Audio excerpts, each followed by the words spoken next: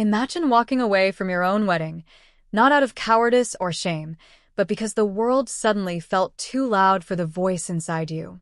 This is the true story of Abraham Kidunaia, a nobleman, a runaway groom, a walled-up hermit, and, by the end, a saint whose stubborn kindness changed a region. Late antiquity on the edges of the Roman world, Edessa, a bustling frontier city near Mesopotamia, was a crossroads of languages, religions, and power. Into this world a child was born to wealth and expectation, Abraham. Abraham was born to a wealthy family near Edessa in the 3rd century. He was educated, expected to fulfill his family duty, to marry, to prosper, to continue the line. But something different stirred inside him, a hunger not for titles or lands, but for solitude and prayer. The wedding day arrived. The music, the guests, the rituals, all the outward forms of belonging. But at the heart of the ceremony, Abraham made a choice so radical it would echo for centuries. On the eve, or by some accounts during the ceremony itself, Abraham told his bride of his vow to live a celibate, ascetic life. She consented. He disappeared to a small hermit cell near the city. He had the doorway walled up, leaving only a small slit through which food could be passed. For 10 years he lived like this, a life pared down to prayer, a bowl, a mat, and a goatskin garment. The story that Abraham retired to a cell near Edessa, walling himself up and living in extreme seclusion, is central to his Vita. Why wall himself up?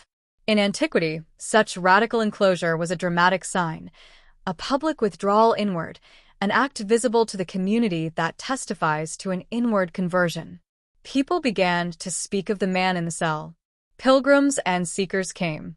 Word travels, even when the man himself remained silent. After 10 years, a twist came. Abraham's parents died and left him a substantial inheritance. He did not hide it. He sent the wealth away to the poor, distributing everything he had. His fame for holiness grew. After his retreat, his parents died and left him wealth, which he distributed to the poor. His reputation reached the bishop who ordained him. The bishop of Edessa, hearing of Abraham's sanctity, ordained him a priest and asked him to go to Kidunaia, the town from which he takes the name Kidunaia, to preach and to confront pagan practices. Abraham obeyed. In the neighboring village, pagan altars stood, idols were venerated, and ancient customs resisted. Abraham began his mission with direct action, destroying the idols and breaking down altars. The reaction was swift and violent. Thrown out, mocked, and threatened, Abraham did not stop. He returned again and again, gentle in rebuke, firm in charity. The narrative that survives emphasizes his gentleness. He never sharply rebuked, but always taught with tact and love. Gradually, stubborn hearts softened, and conversions began. His work among the pagans of Kidunaia, destroying idols, being driven away, and finally converting many, is recorded in his life. After 3 years of mission, fearing attachment to recognition or goods, Abraham retreated once more to his hermitage near Edessa to return to solitary prayer. One of the most striking and human episodes in Abraham's life concerns his orphan niece, Mary.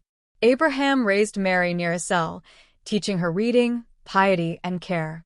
But when she was young, seduced by a false monk and ashamed, she fled to the Troad and fell into prostitution. For 2 years, Abraham mourned her absence. When he discovered where she was, he performed something remarkable.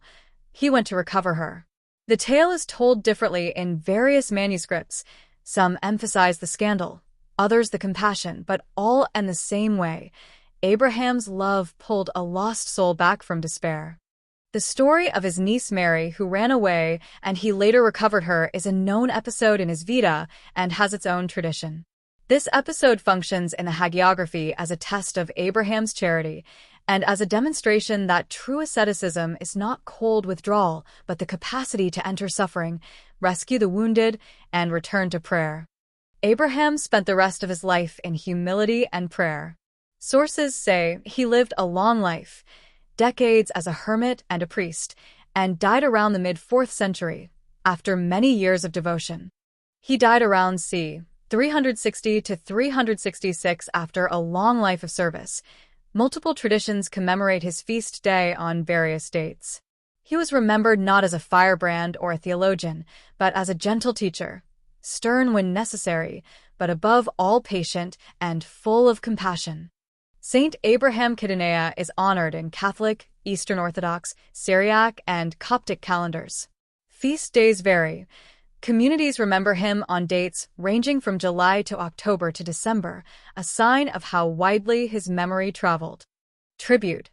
What draws us to Abraham's story today? Perhaps it is the radical honesty of his vocation. He refused to live a life half-lived. He chose solitude, not as an escape, but as a way to love better. He used wealth to feed the poor, confronted falsehood, and reached out to the broken. Venerated across multiple traditions with varying feast days. If one life can teach us a thing or two, it is this: holiness often looks odd to the world. It can mean walking away from certainty, from comfort, from applause, and walking toward a quieter courage. If Saint Abraham's story moved you, like and subscribe for more lives from the saint's path. Tell us in the comments, which saint should we tell next? This is the saint's path. Faith beyond time. Miracles beyond reason.